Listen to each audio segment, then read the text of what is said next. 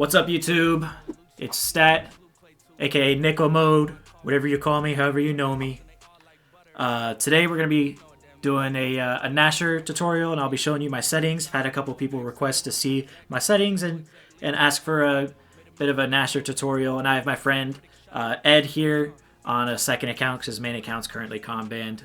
But I have my friend Ed here helping us out. Go ahead and say hi, Ed. Hi, guys. Ed's being a little zesty today, but that's how we like him, right? So yeah, first thing I'll do is I'll show you guys my settings. So I play Defaulternate, so you have that set to classic alt, and then you remap, X to A, Y to X.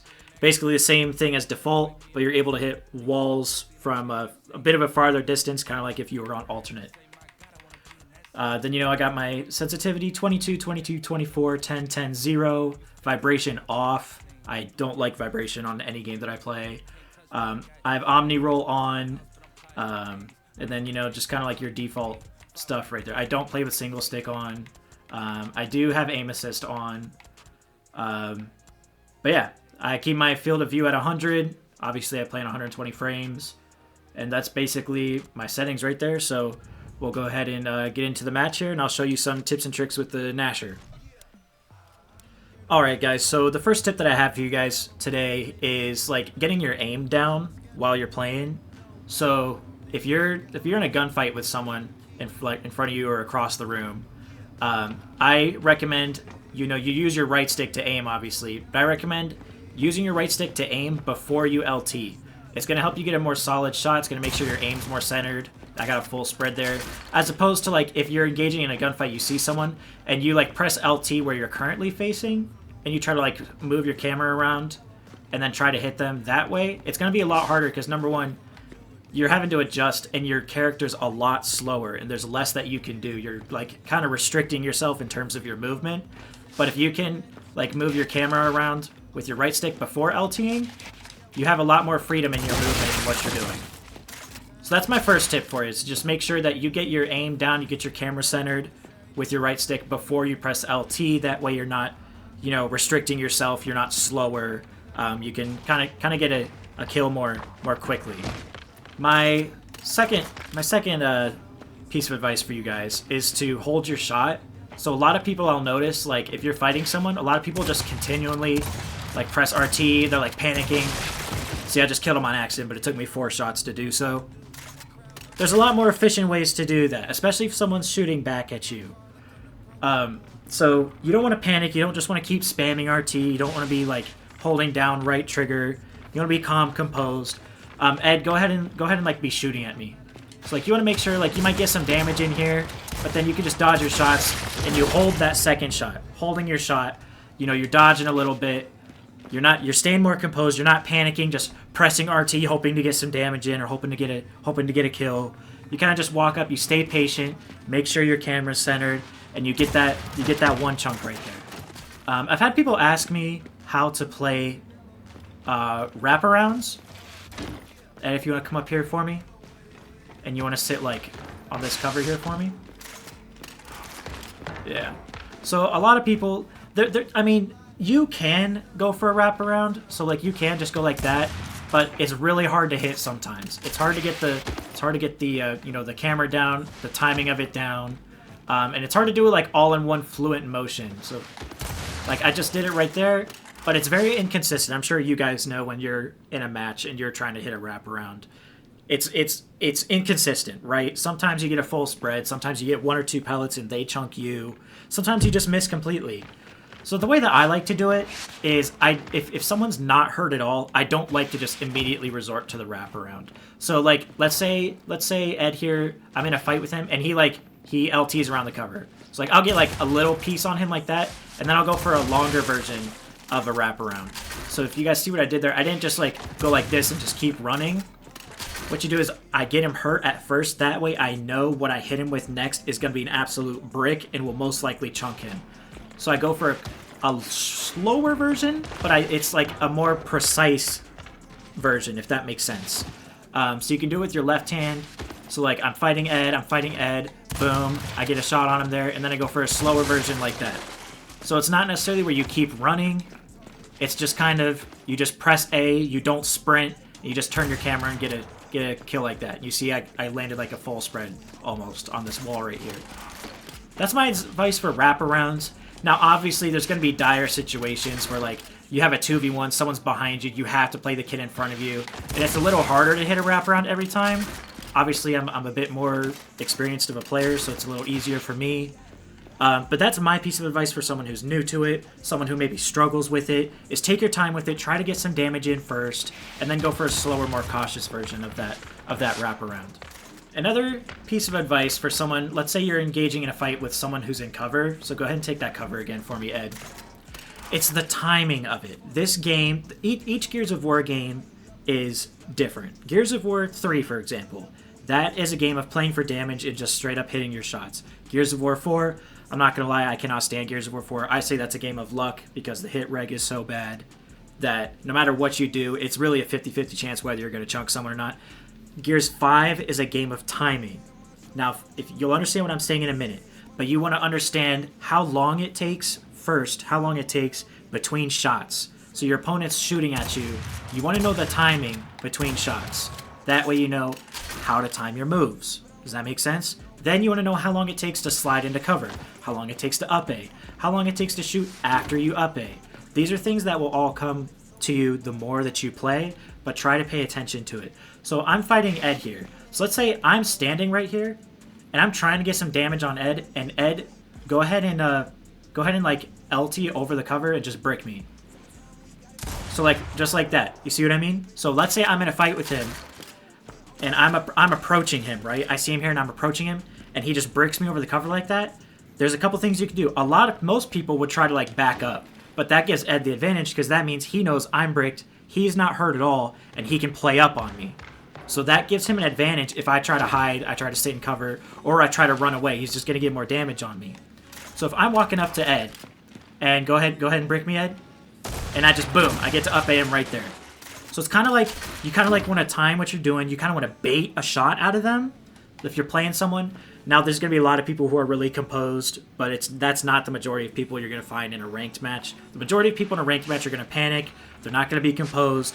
Once you're approaching them, they're going to shoot you. So let's say you just spawned, but you know this guy's here. You get a call out from a friend, or you just died to this guy in here. You just know a guy's here. So you're coming up, you're running, and you stop and he bricks you, boom, and then you just get to up A him just like that. Most people are not going to be composed. They're going to see you approaching them. They're going to try and get a quick shot on you for some damage, but you're right there for the up A and the chunk right after that. So just try to keep in mind your timing with everything in regards to that. I've had a couple of people ask me some questions about how to keep like your camera centered, how to use movement to your advantage while still hitting shots. A lot of people try to wall bounce, try to use movement, but they have trouble hitting their shots in the process. So my advice, this is unique to Gears 5. No matter what control scheme you're playing on, you can left stick bounce in this game, and you can slide backwards into cover. You see what I'm doing here? So, my advice, if you want to use movement while still kind of feeling like you have control of your aim, is to left stick bounce. So, most people will right stick bounce like I'm doing. This is called a right stick bounce, or maybe a camera bounce. This is a good way to utilize movement, but for someone who's a bit less experienced, wants to keep control of their aim while they're doing so, make sure you left stick bounce. So you can just move using your left stick, just going back and forth like this. It might be a little hard, but you can still do it without rolling. I'm not the greatest at it right now, but it's something that's easier when the walls are closer to each other. Like if I'm sitting here, you can left stick bounce. But the thing is, when you're left stick bouncing and you're not moving your right stick, is your camera kind of stays centered. So you don't necessarily have to worry about your aim or your movement. So Ed, come down here for me. So go ahead and like shoot at me, Ed. So you can just go like this, and your camera's straight the whole time. So I bounced all the way down to him. He's not hitting full spreads on me because I'm able to dodge a couple of shots. And my camera stays straight the whole time. And I just get to hold my shot and chunk him like that. So that's my advice for anyone who struggles with like using movement, hitting shots with movement, is try to use that left stick bounce Try not to move your camera around as much like I'm doing right now. That's kind of for more experienced players. It's something you can do. But if you're having trouble with that, with aiming while bouncing, try to just use your left stick to bounce if you can. So there's a difference between hip firing and LTing or pop shotting in this game. So I'm gonna use an example on this wall here. So if I'm sitting right here and I LT this wall, boom, that's what the spread looks like from this distance. Okay? Now if I walk over and I just hip fire, that spread is a lot tighter. So you go boom and boom. That spread it's about like 30 to 40% tighter than the LT. So what you want to do is if you're close to someone, you want to hip fire them. That way you might have a higher chance of missing because the pellets aren't as spread out. They're more compact. But if you do hit that shot, you're going to hit them with a brick and you might chunk them. So you want to make sure if you're close to someone that you're hip firing because you want to have the highest possible chance of chunking someone. So if I'm like standing right here and I LT someone, well, I killed him. He walked into my shot. We'll cut that out. There's going to be times where you're close to someone and you try to LT them and you're just going to hit a couple of pellets here and there. I'm missing on purpose here. But then if you get closer, boom. See, even though I wasn't aiming right at him, see what I'm doing? So part of that is aim assist, aim adhesion, bullet magnetism. But I still didn't have my Gnasher pointed straight into his body, and I hip fired and I still got the chunk, opposed to when I was doing the same thing when I was LTing, I was only hitting a couple of pellets because that spread is not as compact when you're LTing. So make sure, if you're like from far away, LTing is fine, because you want to make sure that you have your camera in the right place so you can hit that shot. But once you get close to them, you want to maximize the amount of pellets that you're hitting them with. So you don't want to use a more spread out pellet method if you're close to them. If you're close to them, you want to make sure, boom, you hit them with that hip fire, a more compact spread. That way you're hitting them with the most pellets possible. You're doing the most damage possible, most likely getting the chunk. Okay, so this is a bit more situational or maybe advanced.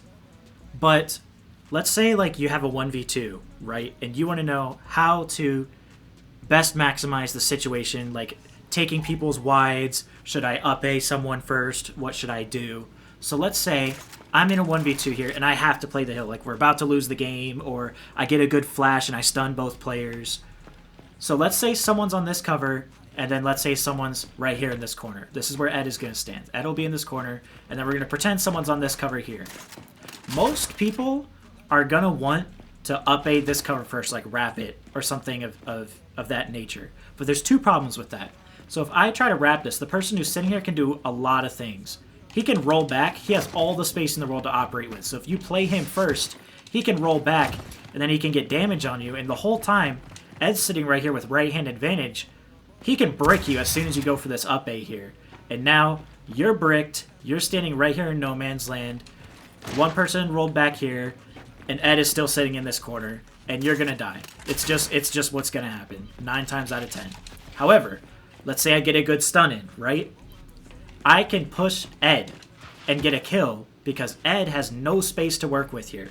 His only option is to either back up to this wall, which is just as easy to push, or he's going to roll out into no man's land.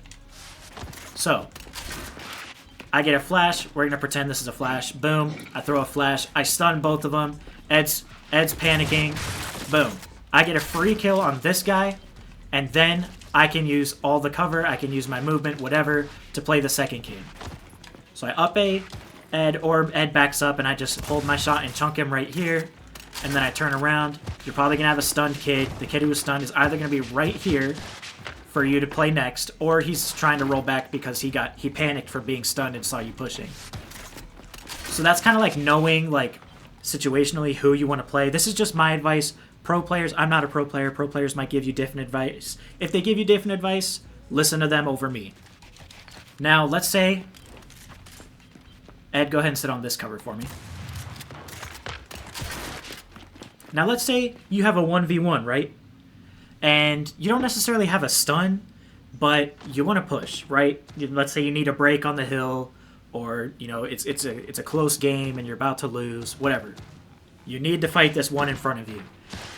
people have asked me, when do I push someone straight up versus when do I take their wide? Now, I am a more defensive player. I'm not as aggressive as most people on this game. So I personally, I like to play for damage. I'll play for the chunk if necessary, but I do like to play for damage.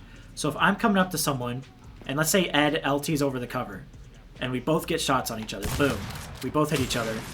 I can take the wide here and I just hit him with the full spread. I just hit him with an absolute nuke, right?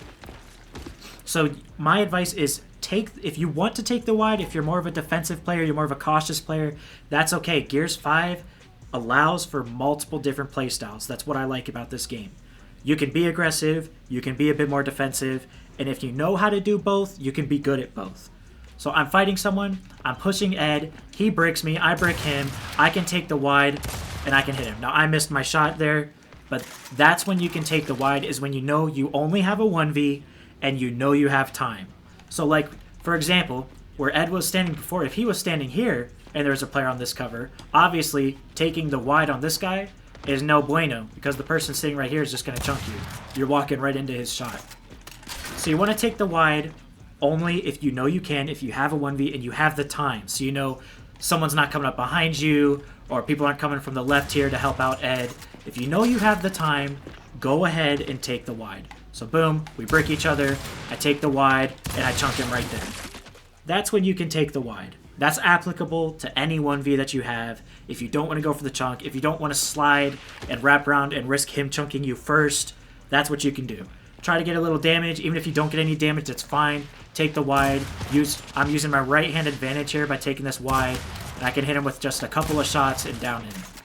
Meanwhile, he's sitting right here. He has nothing to do. He has no cover to work with. The only thing he can do is shoot back or roll back and try to regain. So that's my advice there, with knowing when to take the wide versus when to push someone straight up. You would push someone straight up if you had a 1v2. Or, let's say someone is, let's say like you have a teammate from arcade over there and they got a cross on your guy, right? And you're pushing down and Ed's sitting right here on this cover, and you know that Ed is like 50%, right? That way you can just go up and you can get the little chunk on him, because you know if you play the wraparound and you play aggressive, you're going to kill him because your teammate has him hurt. That's a time where you can 100%, if you want to, you could still take the wide in that situation. It's one of those situations where either or is acceptable. But I say only push him straight up if you absolutely know 100% you will kill him. That's the only time I say go just push him straight up, go for it. Otherwise, if you're not so sure, you can still take the wide, your teammate's got him 50%, and that shot right there would have downed him, and you got a kill from that. So it's all up to your preference, it's all up to what you're comfortable with, but that's how you can play it either or. But yeah, that's basically all the tips that I have for you guys. If you guys have any other specific situations in mind that I didn't cover in this video, let me know, leave a comment, message me anywhere on any of my socials. Let me know what you want to see. Let me know if there's specific things with Gnasher or movement or situational things like I explained here with the 1v1s and 1v2s. If you want to see something more in depth or just a situation I did not cover, let me know and I will make a video covering it. With that being said, thanks for watching. Thank you to Ed for helping out. I will leave a link to his YouTube in the description. I do it with every video, but just be sure to go follow him, check him out, and thanks to him for helping. And yeah, I'll see you guys in the next video. Have a good one.